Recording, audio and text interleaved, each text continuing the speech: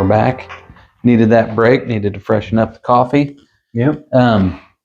We kind of left with your incident with Janine's dad spanking your bottom, even though you say you didn't probably deserve it. But either way, he was young, and it's funny to see because every time you see him, you always bring that up, and I don't even know if he remembers.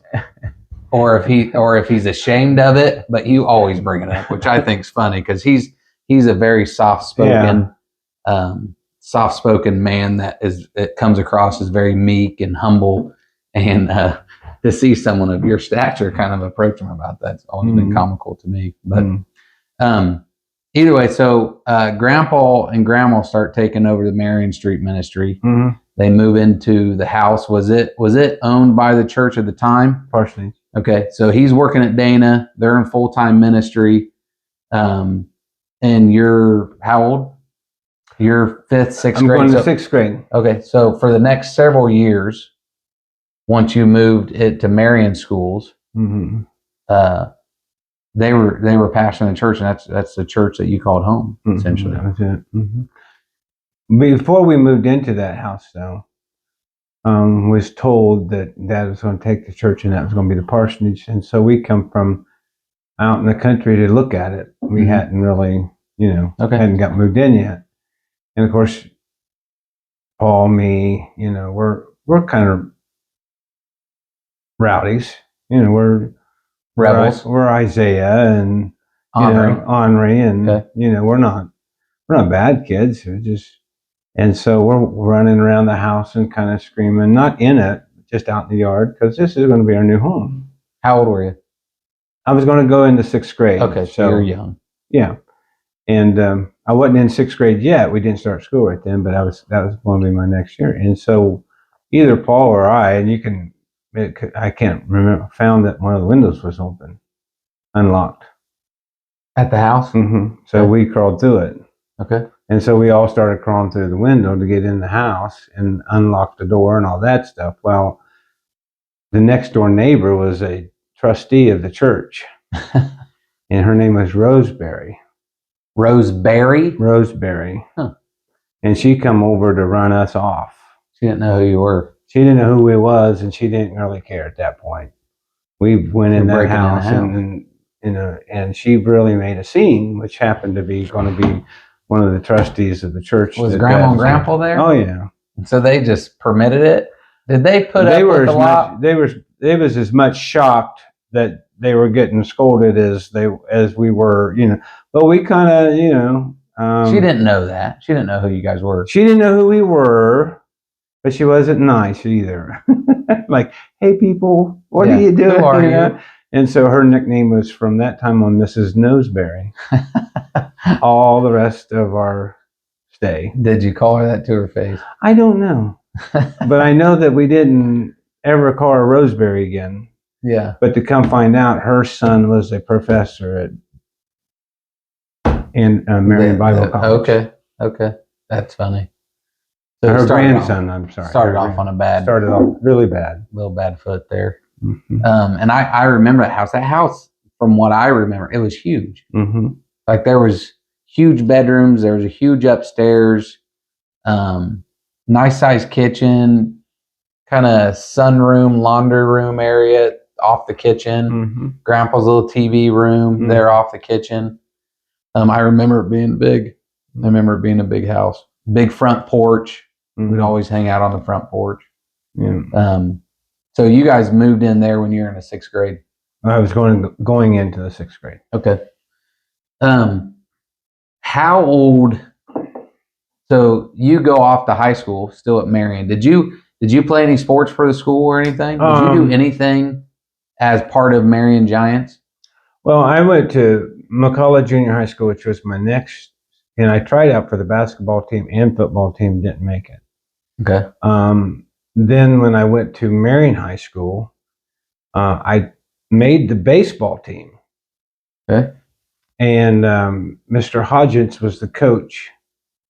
And we were going to our first game, and it was on the other side of Marion. We took a bus over there. and he set me the whole game. I didn't get to play. You're a freshman in high school? Yeah. Did they have JV varsity, or was it all I don't just know. one? I was the only one that didn't get to play. Oh, I know that. but you made the team. I made the team, but I was small. Yeah. I mean, I was 5'3" and 117 pounds when I got my driver's license, so I was small. Yeah. So was that the last game you played? Well, he made everybody go out and go run for losing. And he said, and I didn't because it wasn't your fault. He said, "McKnight, let's go." I says, "I didn't play. I'm not running." He said, "If you're not running, you're off the team." I said, "Good," and I walked home. I didn't get on the bus. Him and I never got along from that point on. No. He just quit his team. But he could have let me. We were losing so bad. I could have played anywhere on that field and not made a difference. Yeah. So that explains why you hate. I hate when coaches don't play kids. Don't play kids. Or then, and my take on that is obviously at middle school, elementary, everyone needs to get some time in. But at high school, if you're not good enough to play, you're probably just not going to make the team. But you actually made the team, and then he sat you. Yeah, I was the only one that sat. Yeah, even worse. And we were losing. What were you good? Like, do you remember? Like when I played Little League, I loved second base, and I remember being a decent pitcher as Little League. Do you remember what position like you favored? Were you just good at Well, I was actually a pitcher all through Little League, even down in Florida. And now you were small in stature, but were your older brothers, when they were your age, were they small or were they always big? Tim was pretty big. Tim was going to be like what Austin is. Yeah, and he was the big home run hitter. He was home run hitter. Yeah. Now, did they play any sports at Marion? So who was all going to Marion High School when you went there? Dave and Paul. Did they play any sports for Marion? Well, no. I don't think so. I think Dave graduated before I got to Marion High School. Okay. And Paul went to Frankfurt Pilgrim College before I got to high school. So he had graduated high school? He went to Frankfurt for high school. So the college had a high school there. Why didn't you take that option? Or was it I wasn't giving it to me for one, but so his high school was at the college. Interesting. So freshman year didn't go as planned. Did you pass freshman year? Or do you remember? Like you weren't held back. You made it to your sophomore year. I made it senior year. Okay. So you make it to your senior year. You didn't play any more sports. Just kind of like, did you work through high school? Oh, yeah. I started working right away at Dunkin' Donuts. How old were you? 14. So basically after your freshman year? Or was it during your freshman year? Give or take? Probably right during it. Paul was somewhere along the line. Paul come back and maybe during the summer or something, frying donuts, making donuts at Dunkin' Donuts, and I was just fry boy. And you just went help him? How much were you getting paid? Do you remember? A bunch comparatively. A bunch? A bunch of money. Because we didn't have none, so anything was good money. Do you remember what your hourly rate was? I think they paid me $10 a night to fry. Oh, a night? Yeah. For a night's work, it would take 5-6 hours? Yeah, somewhere around there. Okay. Yeah. I was just a fry boy, though. But that's how you kind of started your passion for bacon. Yeah. Because you were in the donut shop. Well, Tim started this first. Tim was the first one to work there. Well, actually, Mom was the first one to work at Dunkin' Donuts because she needed a partner. Grandma? Yeah. As a waitress. Okay. When we lived out on 9th Street. Okay. And then Tim got a job as cleanup boy, and then he started baking. Dave got a job as cleanup boy, and he started baking. Paul got a job as cleanup boy, and he started baking. I never got the job as cleanup boy. I just started as fry boy. You just started going in frying. So that's several years. It became a family affair. The McKnights figured out how to make some donuts. Yeah. And that is still proven today on 4th of July. I think Uncle Tim still brings donuts, and they are delicious. And obviously, Paul and Roberta had their caramel McNuts. Yeah. We've all very successful. Every donut shop we've ever had been very successful. Best donuts. Just horrible managers. Well, there's something to say about that. The donuts were great, so it had to be that. So it had to be something else. The donuts were sellers. So you're a senior in high school. Actually, I quit my senior high school. So you finished your junior year, and you didn't never go back. Why did you quit? Obviously, I could care less about school. But my dad caught me smoking. When was this? I was 17 and a half, almost 18. Where were you smoking at? At work, I had worked at a gas station. And so you were working at a gas station. Mm-hmm. Nighttime, third shift. Third shift at 16 years old. 17. 17. How did Grandpa catch you smoking? Well, he worked seconds at Dana, and I worked thirds at this gas station out here in the corner of 37 and 22. Okay. It was a truck stop at that time, but I was the only one working. Yeah. And some friends come in, and we were smoking and having a good time. And I didn't see my dad pull up behind me. He'd got off work and decided to just come out and visit me. And so when I seen him drive through the driveway, I said, "Oh, that's my dad," like that to my friends. He said, "Well, he's been sitting right behind you." This whole time he's back there watching you act a fool. Act a fool. Yeah. You weren't smoking weed or anything. Not that. Well, I had it, but not at that time. It was just tobacco cigarettes. Yeah. Do you remember, were they Marlboros or were they? Cools. Okay. And that was somewhat the thing. Why would Grandpa frown about that so much? Well, he preached against tobacco all our life. Yeah. He even gave up a job because the place made him sell cigarettes. He wouldn't do it. So he was against it. Mm-hmm. And he obviously taught you that. And so to see his preacher's kid smoking cigarettes, and he didn't. Why? Now, I'd like to think if Grandma would have been the one that saw you, she'd have probably came up and ripped the cigarette out of your mouth or burned you. You know what I mean? Like she would have slapped you. She would have slapped you. So what made Grandpa so passive to where he would just let it happen? Like, how did you find out he knew? Like, did he ever talk to you about it? Oh yeah, he went home and told Mom. And so I get a call. So, smoking like a professional, huh? And of course, I hung up on her. Oh, I shouldn't have done that. Life was going to fall apart really bad. It was going to end. So he goes. So you realize, crap. Well, Dad just caught me. Yeah, he gave me the option: quit smoking or leave home. Okay, that's fair. Mm-hmm. You opted to leave home. Leave home. Mm-hmm. Now, so he goes home and tells Grandma. So she calls you and makes that comment, and you hang up on her. Mm-hmm. Did you ever go home? Yeah, I went home. How'd that go? He just had a talk. He said, "You're not going to live here and smoke," and I'd already decided I wouldn't come back to school. So where'd you go live? Like, did he kick you out that night? Huh? Did he kick you out that night? Well, the word "kicked out," I took my choice. Yeah. Paul had already took a job in Indianapolis managing a Dunkin' Donuts. And so you had a place you could shack up with Paul. He had an apartment with Dave Smith, and he could use me up there. So you had a job lined up. You're okay to just go live with Uncle Paul and work in his donut shop. Mm-hmm. Okay. Well, I turned 18 that summer, actually. Yeah, before your senior year. Yeah. So you just never went back to school. I never went back. Making money, working, living with Uncle Paul. So that was about that time when you were living with Uncle Paul that you met Mom. Right. That's when it happened. And so you're working at the donut place with Paul. Dunkin' Donuts. You're living with him, and did he have an apartment or a home? Apartment. What? Him and Aunt Roberta hadn't met yet. No. Okay, so he was living up there with the buddy. So there's three of you, all up there. I want to go back to a story of your teen years there in Marion, only because I just want to clarify some things. When you were working at the same gas station, was that the same gas that you got caught smoking? Was that the same gas station you got robbed at gunpoint? Mm-hmm.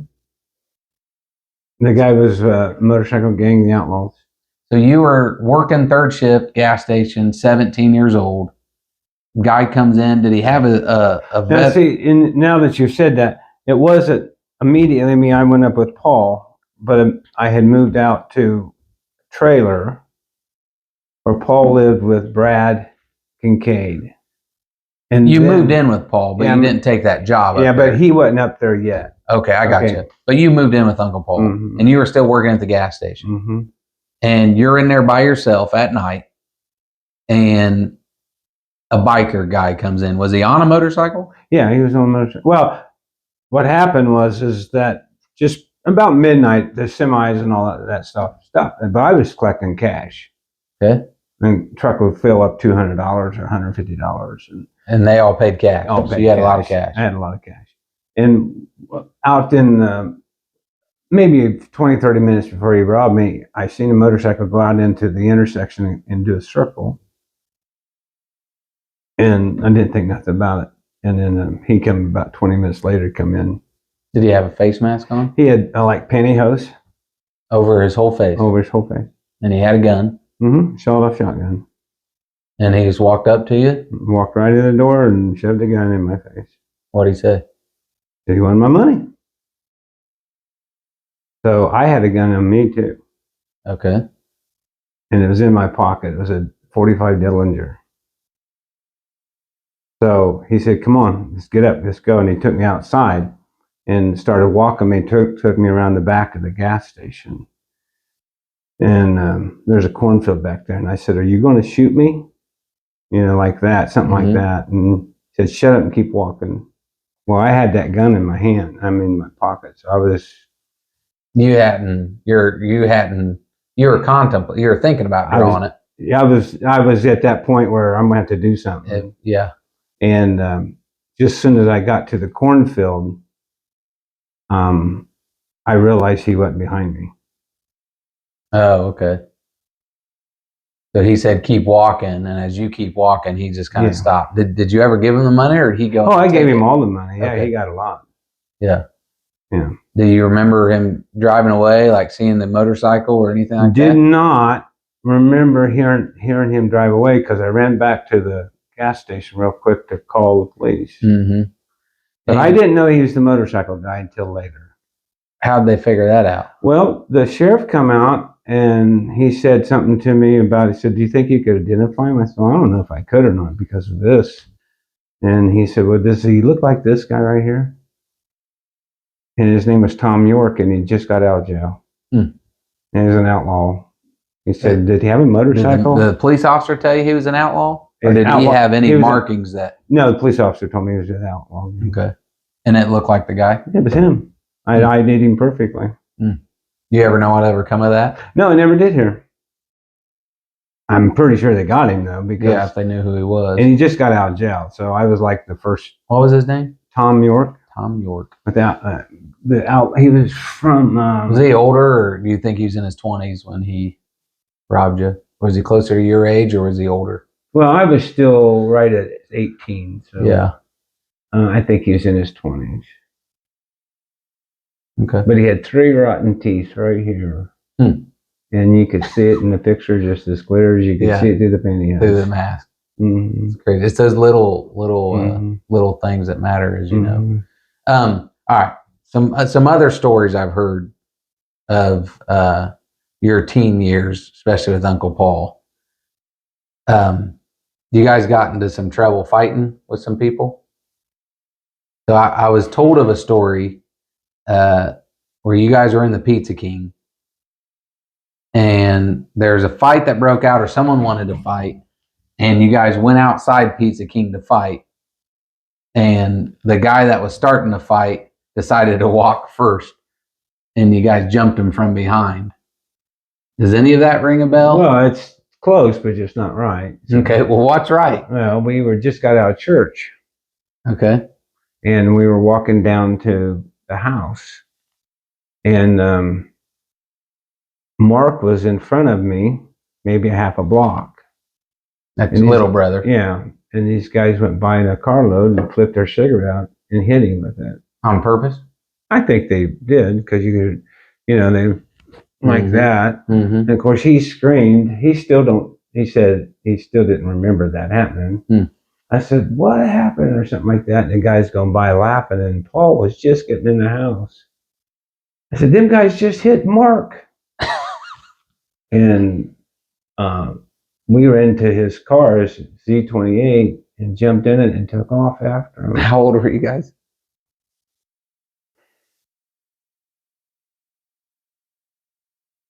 I don't know. Probably 17. I was probably 17. Mm-hmm. He had a Z already, so he had already sold his Super Bee. So as we went by the Pizza King, we seen them guys walking in. So we went around the... Just you two? Yeah. So we went around the Penguin Point and pulled up beside the Pizza King and walked in there, and there was 4 of them. And they were sitting down. And Paul said, I'm going to know which one of you hit my brother, like that. And I don't even think they knew what he was talking about, to be honest. Really? Well, yeah, that might have been a few minutes later. Well, it was just yeah, they didn't know they were being chased down for sure. Yeah. And the bigger guy says, well, I did, like that, you know. Paul said, step outside, I'm gonna kick your butt. And Paul wasn't afraid to fight. Yeah. Was he good at it? Or was he just... He just wasn't afraid to fight. I don't know if you want to say he's good at it, you know. So as we were walking out, they immediately jump us, all of us. And they started fighting. One of them threw a brick at me and hit me in the arm about right here. Which I ended 2 up, verse 4. Yeah, which I ended up at the emergency room because Dad, when I got home, my hand was swollen, but they hit me with a brick right there. Which my dad just finished preaching, so he really felt good about sitting in the emergency room with us. So as we realized we're being overtaken, Paul said, let's get out of here. And we jumped in there, and a couple of guys started coming after him, and Paul hit him with the car. Really? Flipped him over the top of the car. And we went down to the church, and half the church was still there. And so we recruited some reinforcements. And even Linda, she took off her shoe and said she was going to go too. So Dave was already with Linda? Yeah. Mm-hmm. So you went and got your older brothers, or what? We got half the church, and then we're all heading down to the Pizza King for the fight. So as Paul's pulling out, he hits one of the guys? Flipped him with the car. Do you ever know if he was okay, or were they gone when they were gone when we got back? Well, then he must have been okay. Who knows?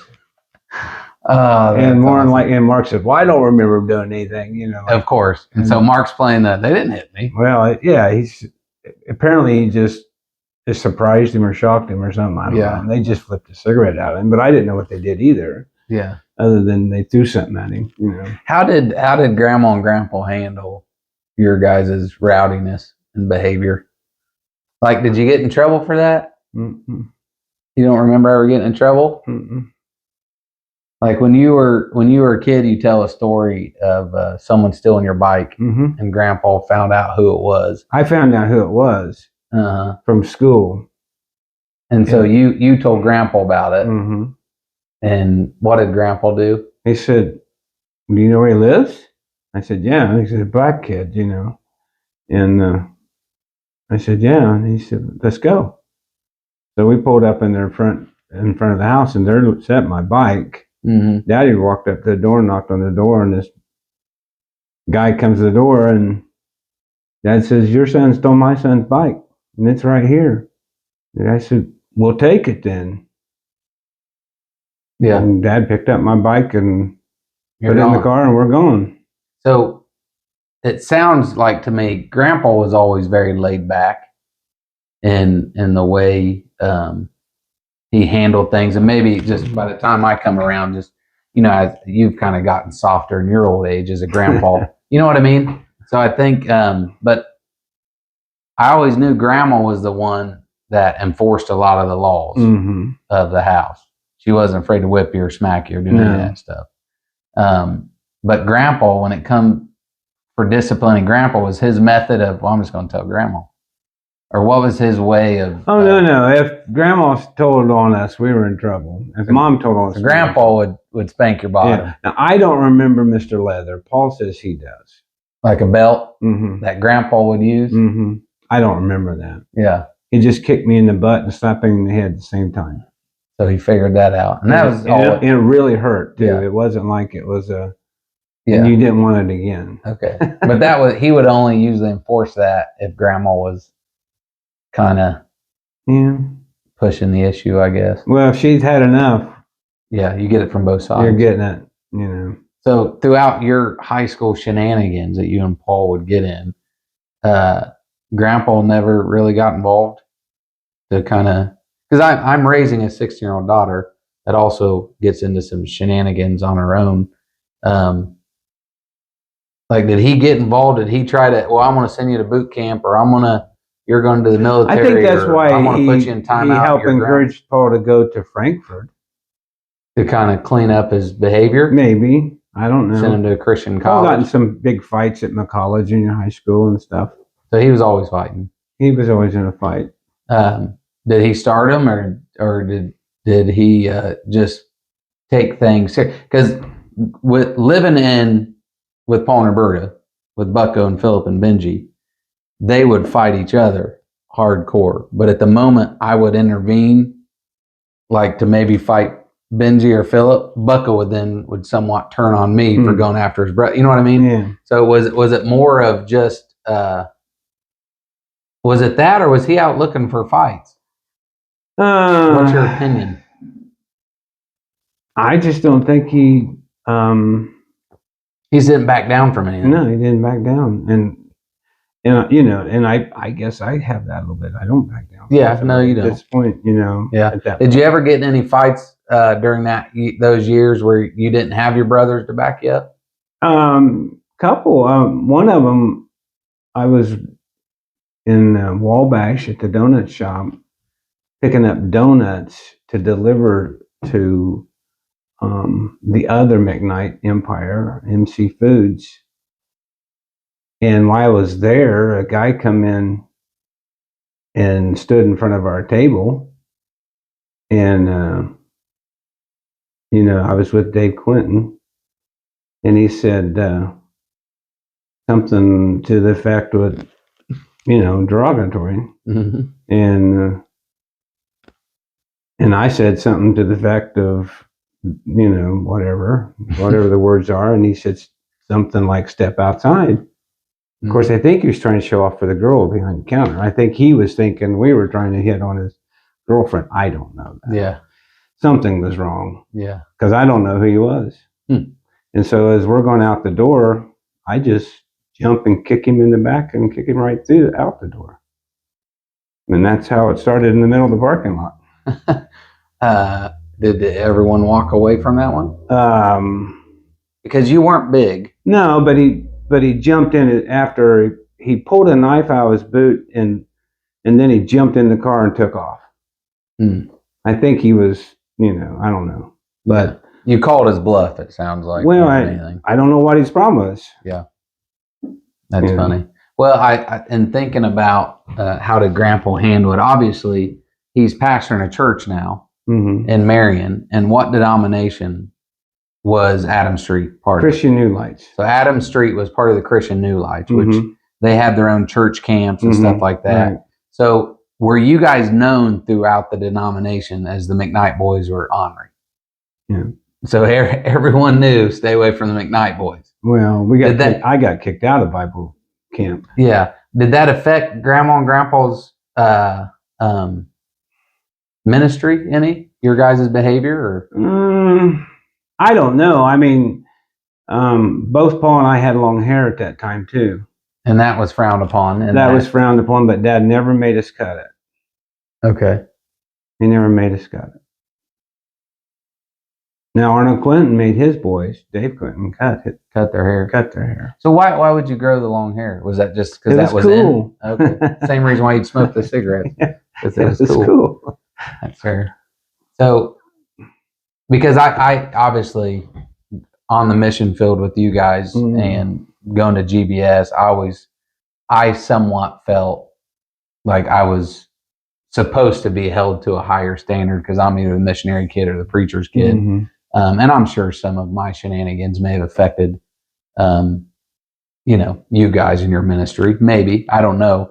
But I'm looking at Grandpa's. Was he they had the Christian New Lights. How many churches were in that denomination? About 50 when we got there. So 50 churches. Mhm. Grandpa had one of the churches as a pastor. Did he eventually become on the board, or he was the president of it? Ultimately, he became a vice president. And then when they closed Of the Christian New Lights. and then when they voted to close the conference, Mm-hmm. Dad had the legal rights to keep it open as a vice president, which forfeited him to be the president. And we still carry the license today. Oh, okay. Okay. So you're still under the Christian New Light Conference. Mm-hmm. So you said something a few minutes ago. You got kicked out of church camp. That's the church camp off of Fairmount? No, right over here off of 28. Oh, that's the one off of 28. Mm-hmm. Okay. The one in Fairmount, I'm thinking of the Indiana It's a Western camp. Mm-hmm. So the one right over here off of 28, that's where they would come to once a year for like a revival camp meeting? Yeah, camp meeting. Mm-hmm. Okay. So how old were you when you got kicked out of there? Was it about the same 16, teenage maybe, years? 16. Okay. What happened? So who all got kicked out? Me, Dave Quinton, and Terry Sellers. Okay, so Uncle Paul wasn't with you. No.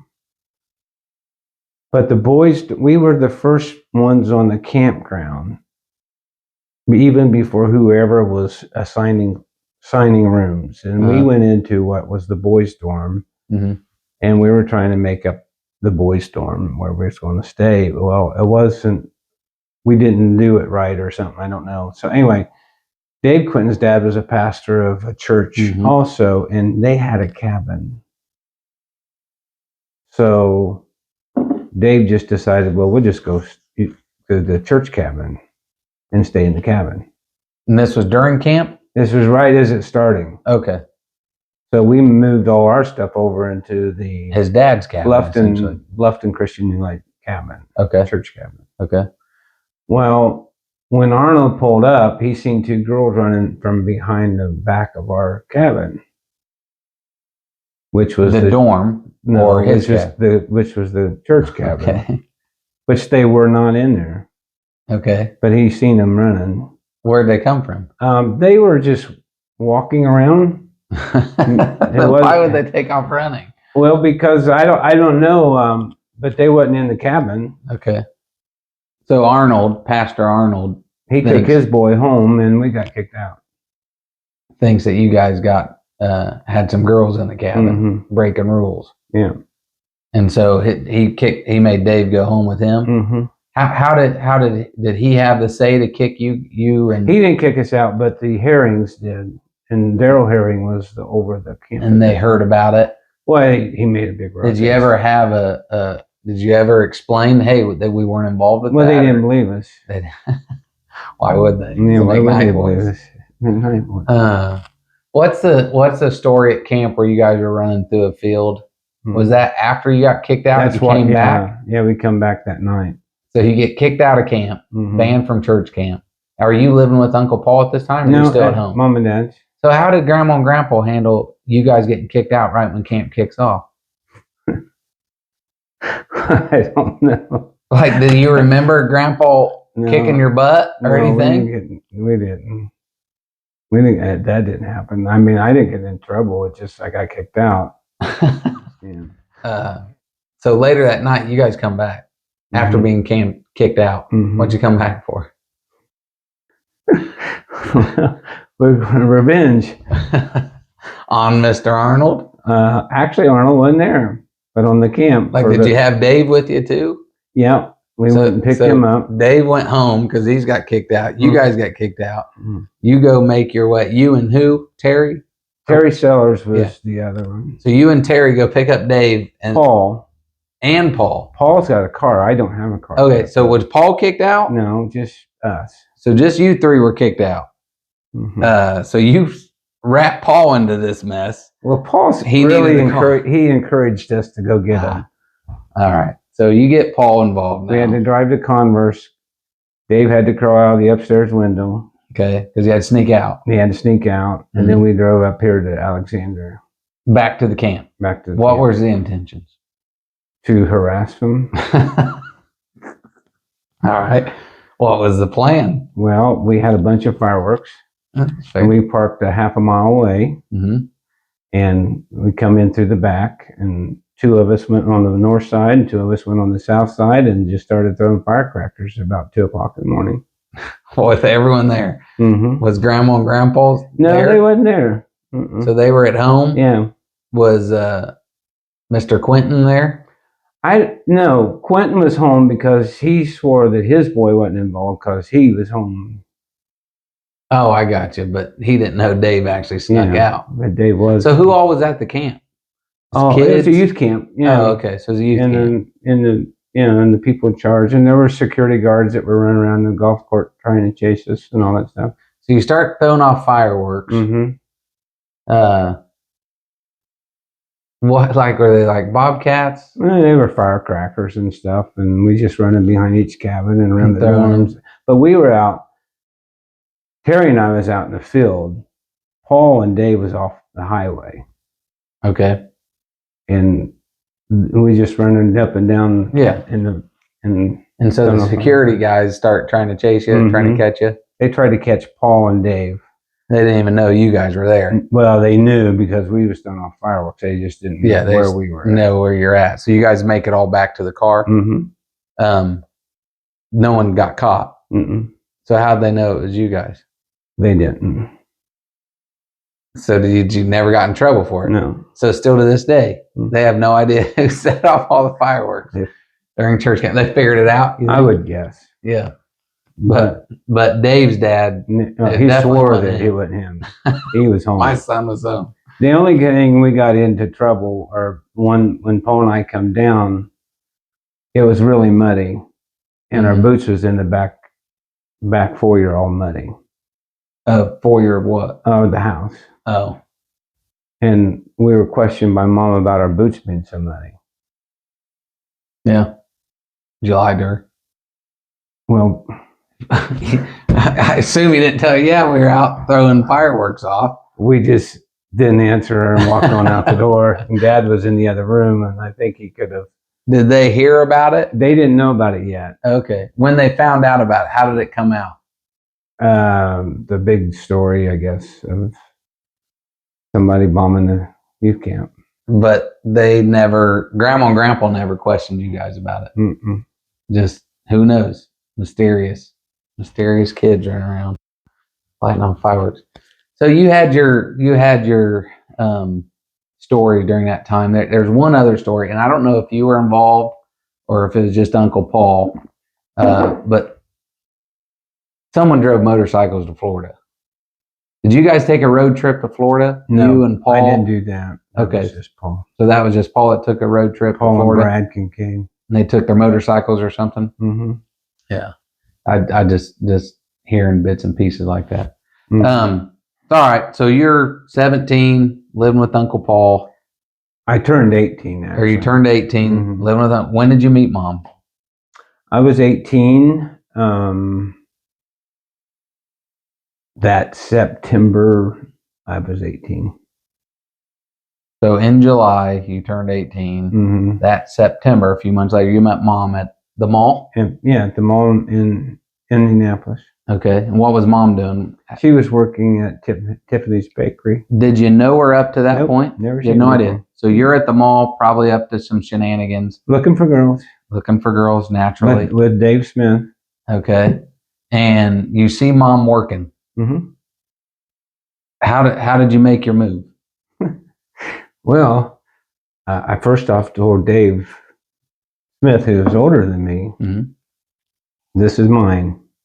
Stay back. Because he had a tendency to want to be Mr. Cool anyway. Mm-hmm. So when I went in. He didn't go in with me. Into the bakery where Mom's working. Mm-hmm. You just saw her. I just saw her. Okay. I wanted to buy some cookies off of her. Sure. I need the cookie now. And so that was just conversation and like just conversation over the counter. Hey, I'll take these sugar cookies, or did you? And that's just how it started. I baked donuts, and she talked to me, and of course I thought she was in college, and she said she was a sophomore, but I didn't. She looked a lot older than what she was. Oh, yeah, she looked as mature at 14 as she did at 18. Okay. So how long did that conversation last? About 20 minutes. There while she's working? Uh-huh. Okay. I was the only one in there. So. And that led to a second date? Nope. I took her, when she took her break, I took her and we went and had went to Burger Chef and got a drink. So you meet her, you talk to her, you set up an appointment or a date on her break, and you took her to get a burger and fries or whatever. Just a soft drink. So you just took her to get a drink, just get to know her a little bit more. So what led to the next date? Like, did you guys just afterwards, talk? I waited till she got off and I took her home. So she let some dude that she didn't know from Adam that come in and sweet talked her to drive her butt home. I got a real problem with that. It's worse than that. I got a real problem with that. Whose car were you driving? Mine. I had that Nova. Okay. So she obviously had some interest in you, or she wouldn't. Oh, yeah. We liked each other almost immediately. There wasn't no. When did she get off work? Like 9 o'clock or something. And so you take her home. Mm-hmm. And then, I mean, like, did you just make plans to see her another day or what? I talked about seeing her again, and we had a really nice conversation, and I never tried to get a hold of her for 2 more weeks. Did you have a phone number for her, or did you just go back to the mall? No, I had a phone number for her. Why'd you take 2 weeks for her? I don't know. I don't know. It's just one of those things where I guess I was, During this time, did you find out she wasn't a sophomore? No, I didn't find that out until after I took her to Marion. So you are talking to this girl that you think's a college student? Mm-hmm. That never came up in discussion? No. How old are you? Nope. Nothing? No. You didn't assume she was young? No. So how long before you brought her to Marion to church? It was about 2 weeks before I called her again and invited her to come up to Marion to go to church with me. And that was, so there was no second date. There was that initial, hey, I like you, talking, take her home. And then a couple weeks later. Mm-hmm. And as far as I can remember, that's correct. You said, hey, I want you to come up and go to church with me. Mm-hmm. And did you drive down to pick her up? I was living in an. Oh, that's right. You were already, that's when you were with Paul. Mm-hmm. So you picked her up on a Sunday morning or Saturday night? Sunday morning. Sunday morning, you guys drove to church. Mm-hmm. All the way to Marion. All the way to Marion. Was that, I mean, before Mom, I don't ever hear any stories of you having girlfriends and stuff. I'm sure you did, but I had girlfriends, but nothing that ever was like serious. To take someone to visit your parents in the church, especially on a second date, you had to know there's something different. Or were you at that stage? Probably most of the other girls that were from the church. So, I got you. I don't remember. There were some girls from high school, but I never really got serious with any girls. Okay. Besides Mom's beautiful looks, why would you have her come visit the family and bring her to church? Like you weren't embarrassed about bringing her to church. Mm-mm. Did you talk about your faith with her? No, I wasn't actually Christian. I was still smoking. And she was smoking too. You still went to church. Oh yeah, you didn't miss church. So despite all of the shenanigans, the smoking, moving out, your long hippie hair, it was an unwritten rule: you don't miss church. You don't miss church. And you never missed it, despite not professing Christianity. Is that just for the fear of Grandpa? Fear of Grandma and Grandpa? I think respect is the better word for Dad. Just out of respect for his ministry, you're going to support it. Now, was it all the brothers like that? I think so. For the most part? Mm-hmm. So you bring Mom into church. Did you ever meet her dad at this point? Did you ever meet Grandpa Gully or Grandma? Like when you dropped her off, did you walk her to the door? I don't remember when I actually met her mom and dad. So when I took her home, I didn't go in. So that first night, I didn't go in the house. But I think I just picked her up, and I don't think they actually. She come outside and she just goes with you. Yeah. So you bring her to church. Were you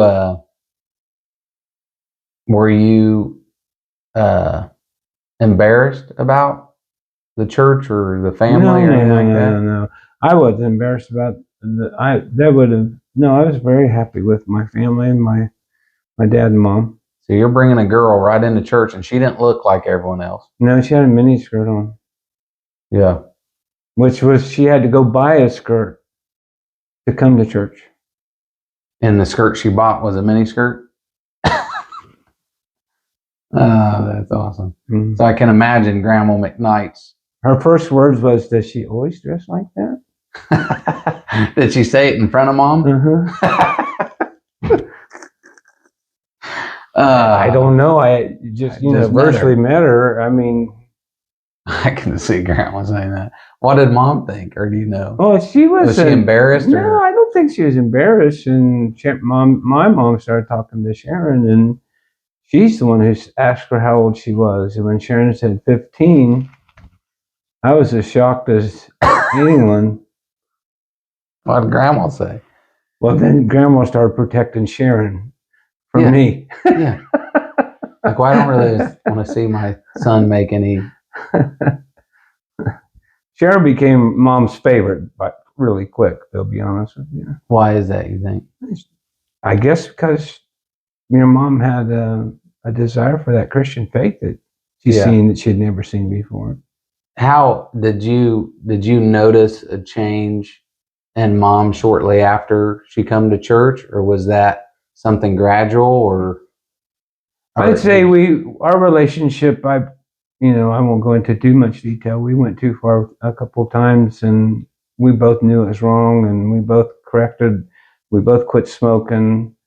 We quit drinking any alcohol together. I mean, most of the developing of that next year relationship was we knew the way we was going was not the right path. Is not the right path, and she had a desire for the right path. Is it safe to? It's funny. So it was you that was born and raised in the church. Mom wasn't. Mm-hmm. And is it safe to say Mom's the one that drew you closer to God instead of the other way around, or was it a little bit of both? I think it was a little bit of both, but I think it was because we were sincere about our relationship, even though we made a mistake or two, and that we knew what we both wanted, what would be right for our relationship. So you guys were pretty early on committed to more than just a fling. Yeah. Oh, yeah. And was it after that first date, that first time she come to church, that you realized that, hey, this is a keeper? Oh yeah, it was when I finally called her back. Mm-hmm. The first time, I was serious. I was ready to. Yeah. I wasn't playing the field no more. You know what I'm saying? Yeah. So this is an important question for someone like me that has daughters, because it's important to them. Do you remember your first kiss with Mom? Oh yeah. Where was it?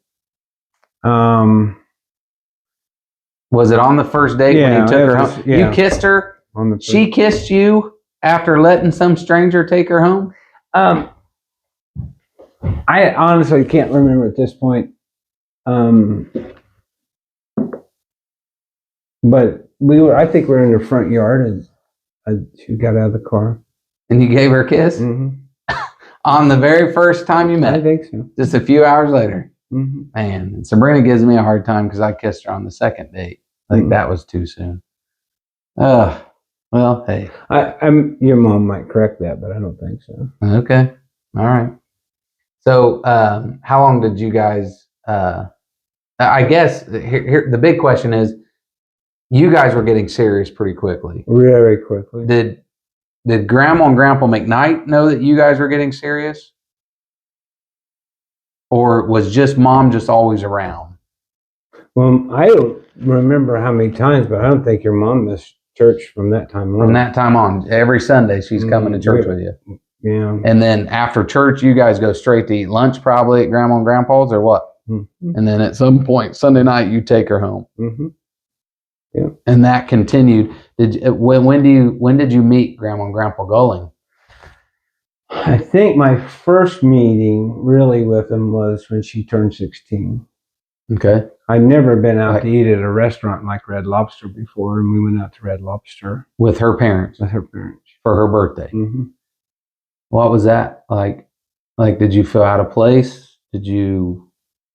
I don't know if I felt out of place. I just never been in that nice of a restaurant before.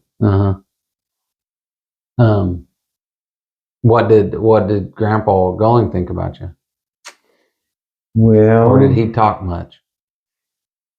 If I said too much, it may be wrong, but he was offering me a drink of alcohol. At Red Lobster? Well, that was more socially acceptable. Yes, that was. So, he was more socially open to our relationship and our...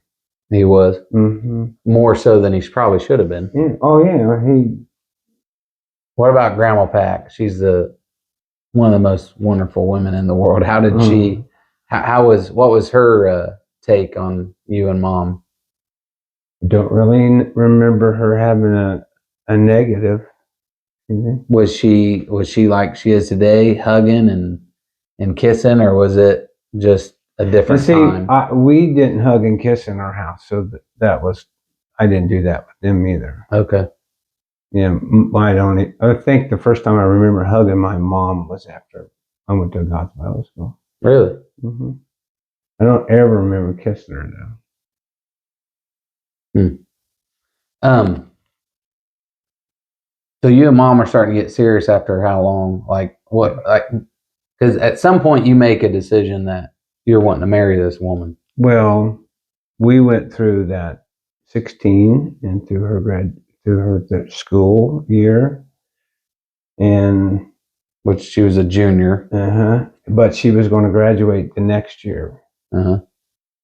And we made a decision that was pretty bad, and we both realized it was really bad. And we talked it through and decided, well, we need to get married. So that's when we went to Dave and Pat that next August. Mm-hmm. So it's almost a year. Yeah. Sometime I met her. And went to Pat first, and then talked to her. And then when Dave come home, we talked to him, and he said, absolutely no.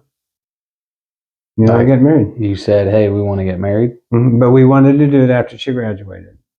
Mm-hmm. Now, I don't blame him. At that point, I didn't have a job, and I'm a high school dropout. Mm-hmm. He could have set some stipulations. Yeah. If you do this and this and this. He was in control at that time. Mm-hmm. But he didn't do that. He just flat out forbid it. No. Why is that, you think? Was there anything leading up to it that, because you said he was social, he'd offer you a drink, or was it just he thought it was probably just a superficial relationship, or why would he allow? It was almost 10 months to cut it off, almost a year at that. And he wanted to cut it off completely. But we'd already made the commitment to each other. Yeah. What was Grandma's take on it, or did she speak much about it, or was she kind of just letting Grandpa control that narrative?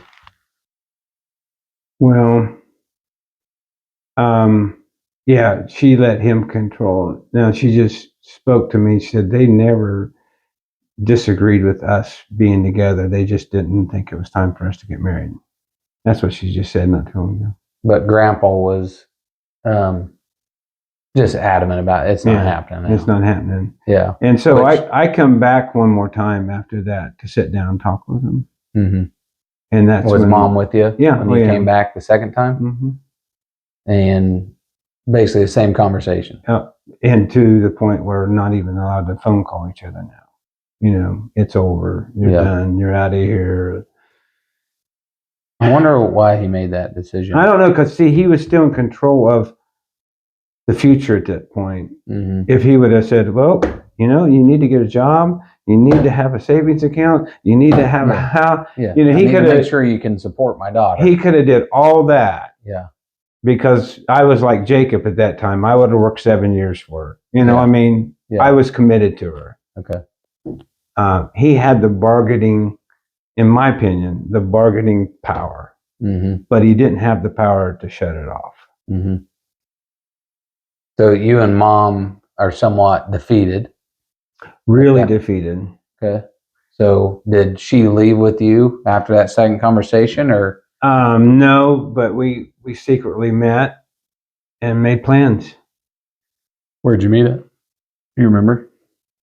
Right after she got out of school. And the plan was what? I was going to come back and pick her up. And we were going to go to Kentucky to get married. Because you can get married down in Kentucky at 16. So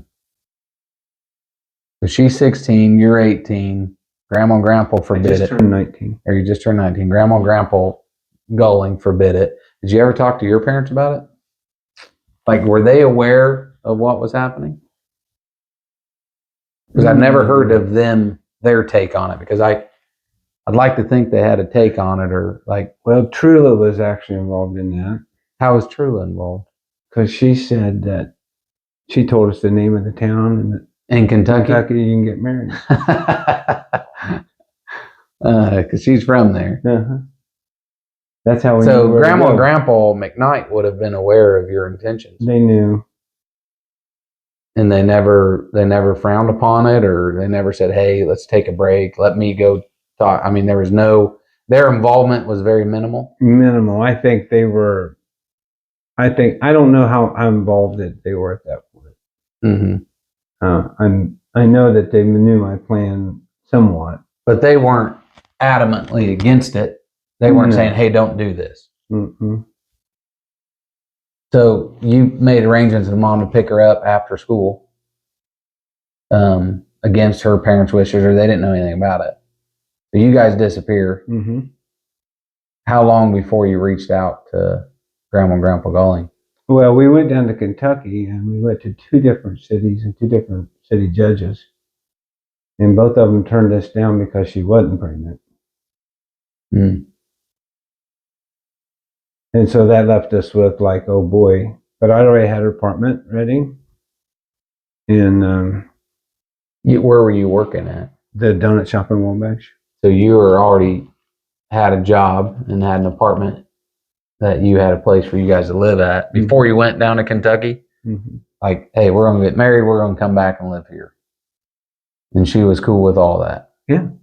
Well, and I think it was because he made the break was going to either be final or we were going to have to do something. Okay. He could have, and I'll say this again, bargained with us for the amount of time he needed to try to slow it down, you know. But so the judges down in Kentucky wouldn't marry you. So is this a tuck our tail and go back home? Like, what's the? Well, we'll come back. And how long were you gone? Once you two left together without permission, how long were you gone before you contacted any of her or mom's family? It was about 3 weeks. You were gone 3 weeks without. She was gone. She was gone 3 weeks without any of her family knowing where she was at. And your family was aware of it. Yeah, because I was working in Wabash. So you go down to Kentucky, it's not working out, you come back home. And did you guys just live together up there in Wabash? Yeah. And so your family was aware of it. You guys you didn't stay down in Kentucky. No. You made a couple attempts and just come back home. So you guys are up in Wabash, you're working. Obviously, she's not in school. Nope. So 3 weeks go by before she calls. Was it, what led her to call? Was it one of those? We talked about it, and I didn't want her to, because I said, look, you know, if something happens and, you know, your dad's not willing to budge, we're in trouble. You know, if they know where we're at or whatever. I don't know exactly our conversation. And she felt like she needed to call. So she did. Well, at some point, they have to know where their daughter's at. So I can't really imagine kind of that stressor of it. But So she got a hold of her mom. At any point during that time, did Grandma and Grandpa McKnight, were they supportive, or were they just kind of, you're doing your own thing, Tom? I don't know if I would say they were supportive, but they didn't interfere. Mm-hmm.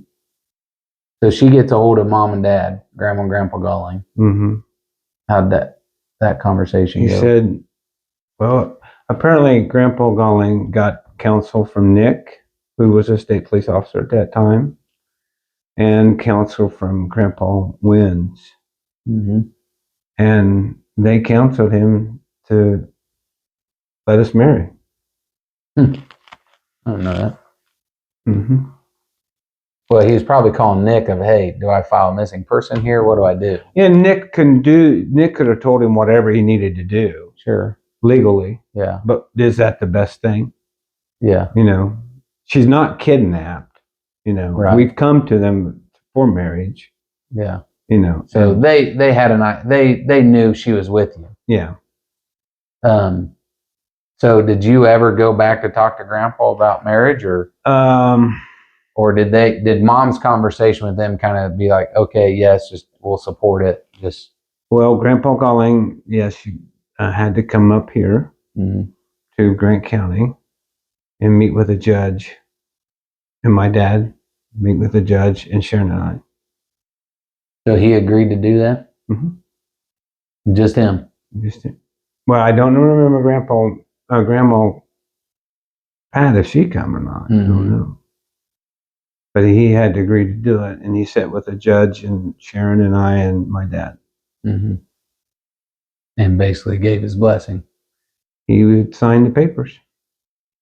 And the first day we could get married legally from that point was October 31st. October 31st, which you just celebrated what year? 48. 48 years. And you got married there at Adams Street. Mm-hmm. Yep, and Uncle Peter was there. Did he? Where were they living at? Michigan. So Uncle Peter come down for the wedding, huh? Yeah. So once they accepted it, they bought me a suit. Who did? Grandpa Galling. Really? I didn't have a suit. So he basically changed his mind. And he bought Sharon a nice dress. Mm-hmm.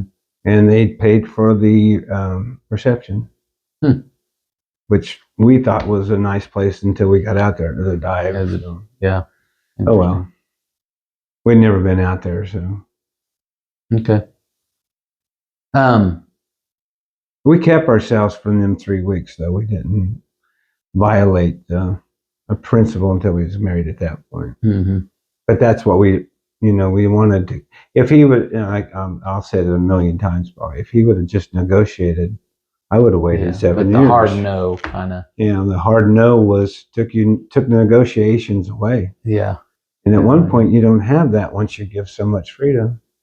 Yeah, if you allow it. Because if you set the rules pretty quickly, pretty early on in a relationship, that would have been better. Yeah. Yeah, or whatever those restrictions are. Okay. Well, let's take another break. We've been at this for. I can't believe we've been at this for a while, so maybe this will be a 3-part series. Yeah, maybe so. I want to at some point get into your and Mom's journey as young family, and ultimately leading up to your salvation per se. So let's take a break. All right.